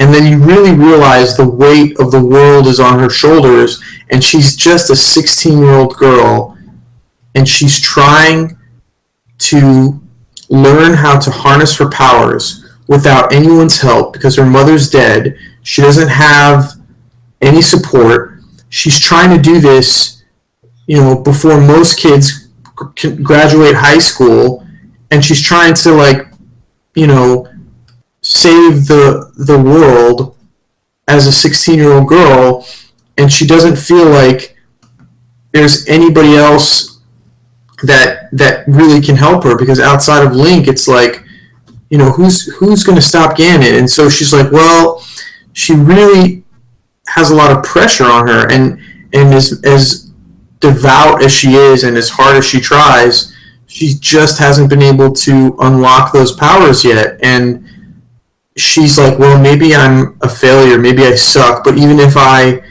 am the princess with no powers, I'm going to find a way to beat him anyway, and I'm going to unlock the Sheikah technology, because she still has enough foresight to understand how powerful that technology is, and she's like, I'm going to find a way, even if I can't use my powers. And you see where her dad's coming from. He's like, your powers are the only way. You don't even understand how powerful they really are, but that's what you need to be working on. And she's like, this is like plan B in case I'm a failure. And he's like, you don't have a choice. You can't fail.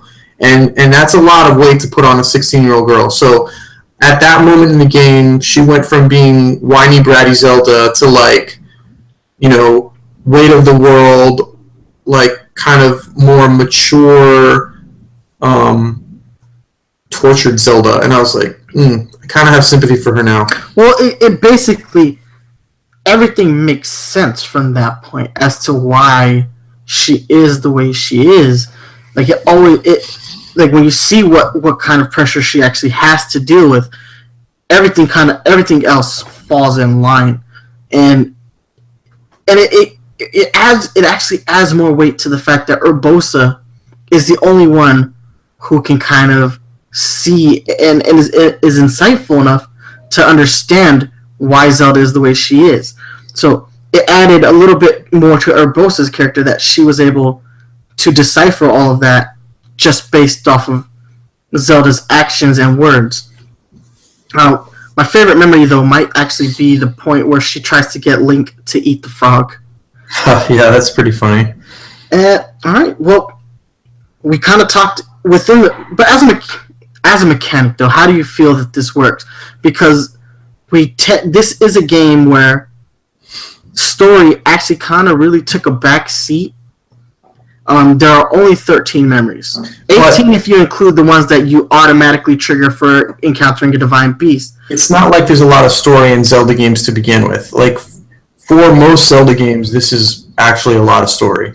That's true, but as a mechanic, it's intriguing, because despite the fact there is an order to the memories, because you can find them in any order, each memory has to be self-contained enough that you get an understanding for what's happening in that moment, who the characters are, what are their motivations in that moment. Sorry, go ahead. I thought it was a very effective way of doing that, because by keeping each memory self-contained, I felt like they were actually able to move the story along. It's a reflection of the game as a whole, though, because the entire game is like that. It's very difficult to make a game that you can go anywhere and do anything, and it's not going to conflict. One location's not going to conflict with another. you know, they make it so that you can, you know, go straight to the Zora people, but like, you know, if you don't meet Prince Sidon in each checkpoint along the way, it's not going to affect the story. Like, you could meet him the first time when he appears at the bridge, and then maybe you only hit one checkpoint, and you kind of like find a way to get to the Zora Palace without seeing him along the route. It's not going to affect the story.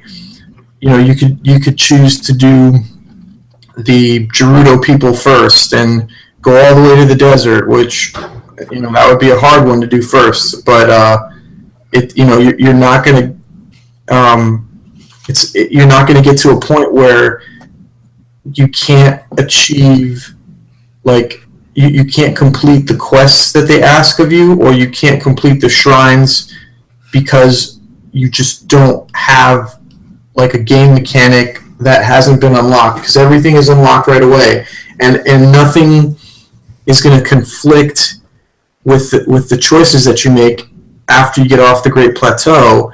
And it's really difficult to make a game like that, and that's just, the memory quest is just kind of an extended version of the direction the game takes as a whole. No, I agree with that assessment wholeheartedly, and ultimately, like, it was a hurdle for me. To me, I thought it would be a hurdle for them to overcome, telling the story in this method. It kind of makes sense. A lot of the delays that this game suffered through make sense because they have to account for all the different, like, encounters that you can have, and how can they tell a open and self-contained story at the exact same time. So I thought that was very interesting as to how they were going to accomplish all of that. But I think they were able to successfully mesh the two concepts together. Well, we actually discussed a fair amount of Zelda's character while we were talking about the memory quest. So let's just go ahead and slide into Link as a character. This is the most badass version of Link I think that's ever existed. We start this game, and Link primarily has all the skills necessary to accomplish anything in the game, because Brian Altano said it best on IGN's MVC podcast. He said, when you play as Link, it's like you're playing the sequel to a Zelda game that you've never played. And that's why Link is the badass that he is. And you see him as a badass throughout the memory quest. One of my favorite memories is the moment where he's saving Zelda from, like, the Yiga Ninja. And he just has this badass moment. And you realize that this version of Link is a complete warrior. Whereas in previous Legend of Zelda games, you make Link a complete warrior. The version of Link you're playing as now, he does have the complete and necessary skill set needed to accomplish all his goals, to the point where he already has the Master Sword in those memories. This is a very complete version of Link. It actually makes sense, because this version of Link is already so complete. The need for the traditional tutorial is actually kind of explained away throughout the story of the game. Because this version of Link already has all the necessary skills, you don't have to learn as much within the game. They don't need to teach you, because he has all those skills. Or if they do have to teach you a skill, they do it in the context of a battle. Yeah, when you have to learn something like the perfect dodge or the perfect parry, they teach that to you throughout.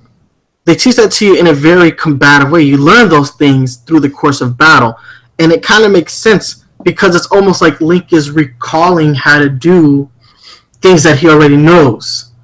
So I think it's incorporated into the story as much as it is incorporated into the gameplay. So this version of Link is very, very complete as a warrior. And even his motivations, Like he has, like they explain in one of the memory quests that his father was a knight. He knew he was going to be a knight as well. Like Link has his own expectations to live up to, but he's already done it. By the time in the memory quest, at least, you realize that Link has accomplished all the goals that have been set before him, with the exception of defeating Ganon. Any thoughts on Link as a character throughout this game? Most of Link's character development is actually, if you read through the diaries in Hyrule Castle, because there's a part where Zelda, if you read her diary, she explains that she always thought that Link was, so strong and just never had any troubles, and she always thought, well, he can't relate to me because he doesn't have the same pressure and he just seems like nothing bothers him. But then she has a conversation with him and you realize that Link actually does talk. He's actually human and has feelings, and he reveals to her that he actually does have a lot of worries and insecurities, but he keeps it together because he's trying to be strong for her, and he's trying. He feels that if he ever breaks that composure, that he's going to lose it, and he's just got to keep, pushing forward with everything because he can't allow himself to show weakness. But it doesn't mean that he doesn't have worries or doubts or fears. He's a complete person inside. He just, he's choosing to be stoic for her, and she finally realizes that she's not the only one with a lot of weight on her shoulders. Exactly. Yeah, that's a very poignant thought right there, man. I couldn't have said that any better myself. All right, let's go ahead and move on to Ganon. Calamity Ganon. This is a form of Ganon that has given up on reincarnation. Throughout the franchise, we have been told that these characters are ciphers. They are reincarnations of previous people. Like, this is a cycle that keeps happening over and over. They are reborn, they battle, Hyrule is destroyed, Hyrule is rebuilt, over and over, this cycle. But this version of Ganon, he's tired of dying. And to accomplish it, he's given up on his physical form. He has no body. He is a mass of aether that takes on the form of this dragon that we see circling Hyrule Castle. And he looks menacing. And ultimately, this is my one complaint about the game in hindsight is Ganon.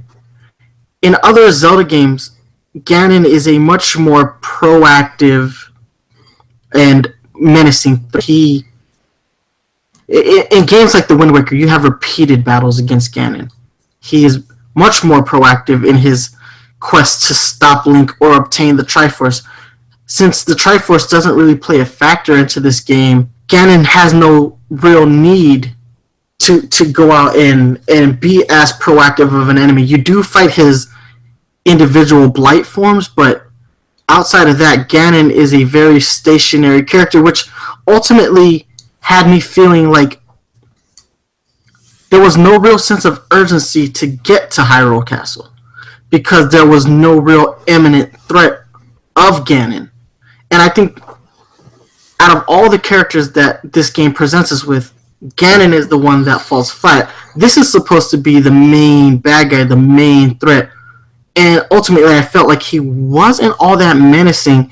And then couple that with the fact that if you have completed all four of the Divine Beasts, by the time you encounter Ganon in the sanctum of Hyrule Castle, you fighting him and half of his health has already been depleted.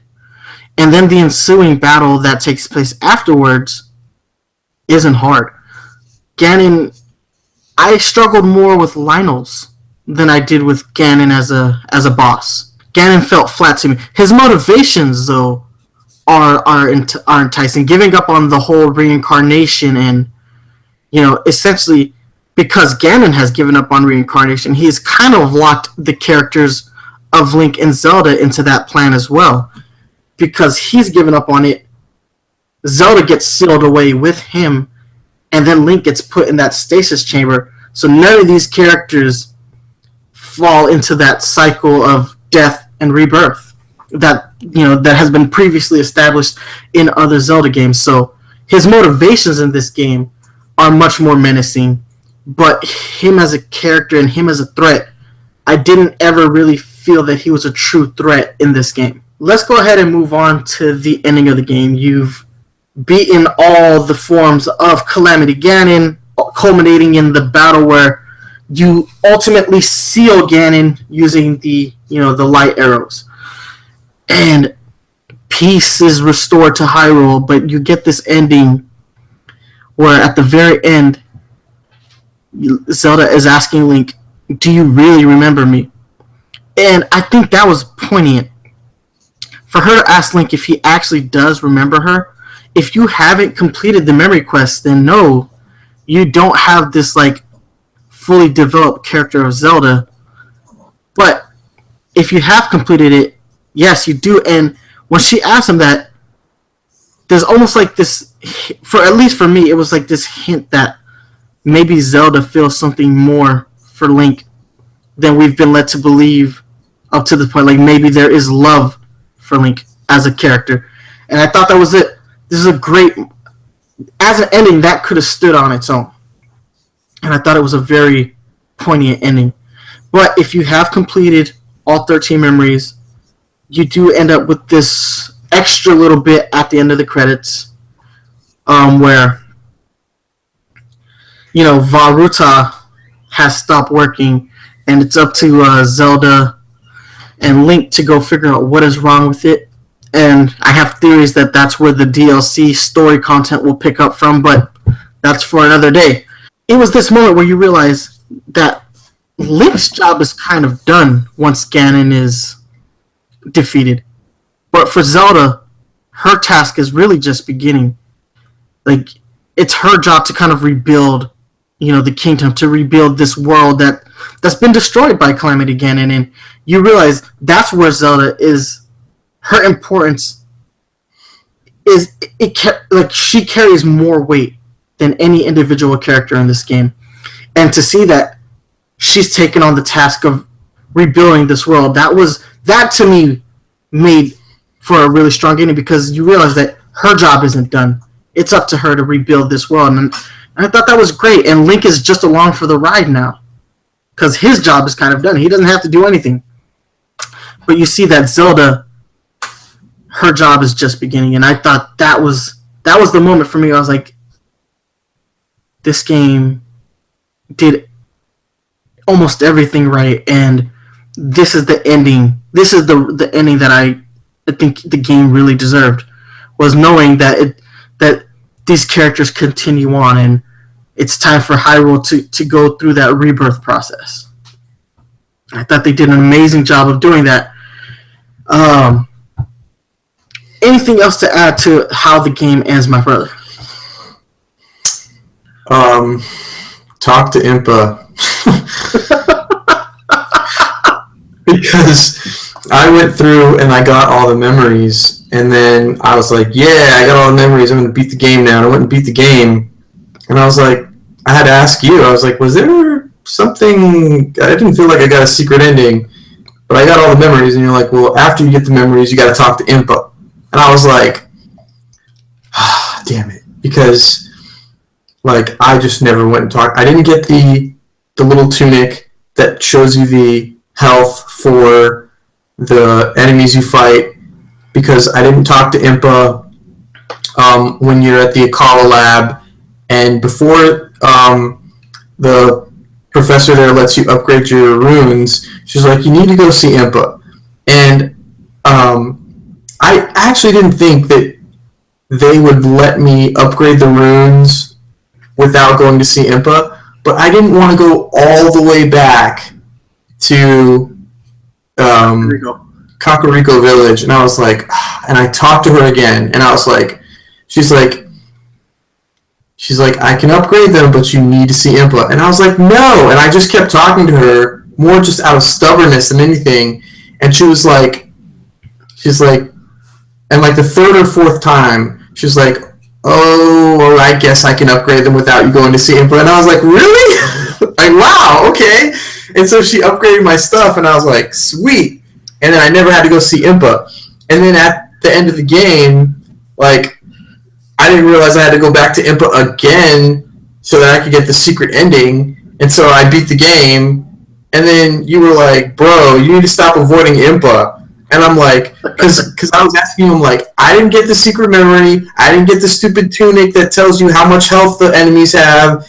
And you were like, I don't know why you don't like Impa, but you need to talk to her. And I was like, so that's my my final comment for the game. Talk to Impa. It's like how you couldn't feed your Pokemon and you just kept dropping food and they were angry at you. We're not going to go there. You've had a rough year with video games. Your Pokemon don't love you, and Impa is not your friend. No, but let's go ahead and cap this episode off. Closing thoughts, man. For me, this is not my favorite Zelda game. It's not. It's my second favorite. I still have stronger feelings about the Wind Waker than I do this particular game. But this game, it does everything right that it possibly can. Like, if I think about the complaints I have, yes, I said, Ganon isn't truly a threat. Yeah, that he doesn't really need to be, Even though I felt like there's no real sense of urgency to get to Ganon, the rest of the world is such a threat. Right down to the weather elements and just the enemy encounters that you'll have, that Ganon, he doesn't have to be the threat, the rest of the world is. This game does an excellent job in telling a non-linear story using self-contained memories that do progress the story. I mean, they do it all in a way that is just fundamentally right, and more open world games should incorporate what they've seen here. They really should. I would be hard-pressed to see another open world game ignore the advances Breath of the Wild actually makes on this genre of games. Like, if you ignore it, you're not learning. Like, you're just not learning from the triumphs of this game. And I'm going to be hard-pressed to say that if this game is clear contender for Game of the Year right now. There is some stiff competition with like games like Destiny, Horizon Zero Dawn, and there's more coming. Super Mario Odyssey might be a threat to Zelda's throne at Game of the Year. But if Zelda does win Game of the Year this year, it wouldn't be a surprise. It is to be expected, because for all the waiting that Nintendo put us through, I ultimately think they delivered a finely tuned, well-crafted, strong story game in a world where they didn't need to add the story. Like, if the memory quest didn't exist, would this game still be good? Absolutely. If there were less shrines, would this game still be good? Absolutely. If there were less Korok seeds, would this game be good? Yes, it would be better if there were less Korok seeds. But ultimately, I think they did an amazing job of crafting this game, and it is going to be the standard for all open world games, and it's going to definitely be the standard for all future Zelda games.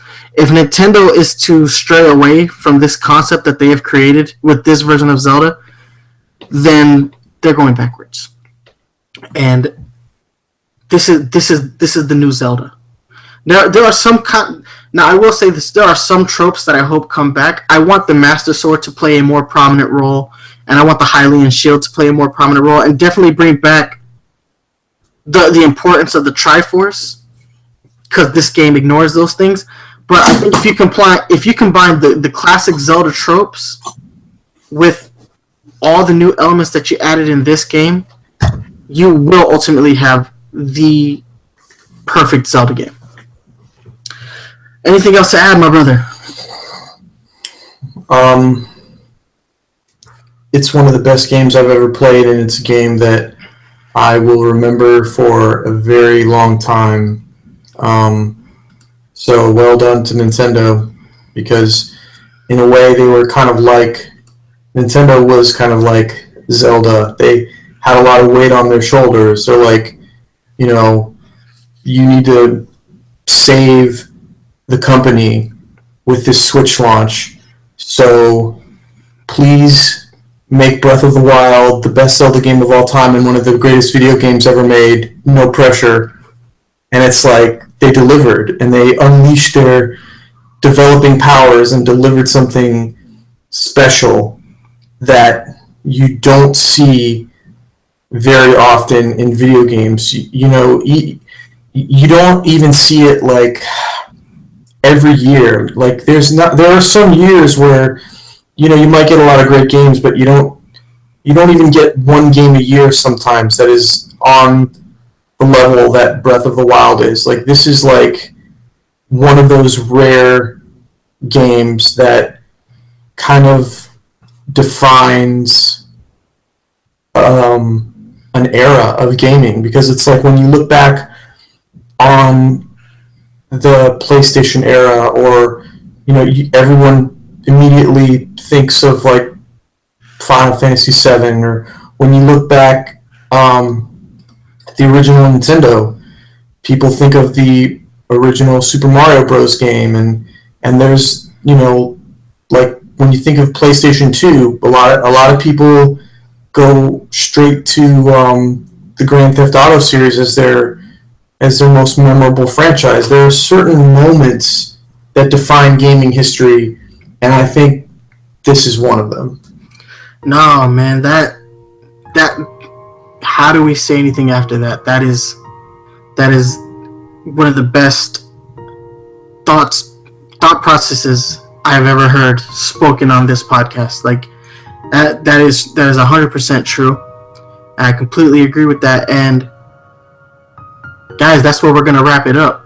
You already know you can hit us up on all of our social media links. We're on Twitter, we're on Facebook, we're here on YouTube. You can go ahead and download new episodes, iTunes, Google Play Music, Stitcher Radio, all the ways you guys can communicate with us. You know how to do it already. I want to thank you guys so much for waiting. We made you guys wait a long time before we talked spoilers on this episode, but I honestly think that it was a good thing that we waited this long, because we've had time to reflect on this game. I mean, that makes, reflection for this game is more important than it is for other games, because I still think about different things about this game every day. So I think we laid it out as best we could. Hope you enjoyed today's spoilercast. Thank you guys so much for watching. Thank you guys so much for listening. If you enjoy the music, go ahead and download. You can go ahead and check it out on Game Chops. Alright guys? Thank you so much. Watch out for Meeple Hunters on the prowl. Stay fresh. Stay fresh.